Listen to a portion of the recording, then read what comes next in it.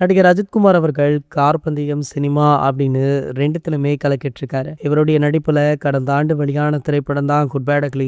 இந்த படம் தமிழகத்துல மட்டுமே கிட்டத்தட்ட 250 கோடி வரை வசூல் பண்ணுச்சு. ஒட்டுமொத்தமாக 500 கோடி வரை வசூல் பண்ணி அஜித் சாருடைய கெரியர்லேயே அதிக வசூல் செய்த திரைப்படம் அப்படின்ற மைல் ஸ்டோனை ரீச் பண்ணுச்சு. இதனடுத்து இயக்கியவர்கள் அவருடைய அடுத்த படத்தை உடனே ஆரம்பிப்பார் அப்படின்னு பலருமே எதிர்பார்த்தாங்க. ஆனால் ஒரு வருடம் ஆகியும் இவருடைய அடுத்த படத்தின் படப்பிடிப்பு ஆரம்பிக்கப்படல.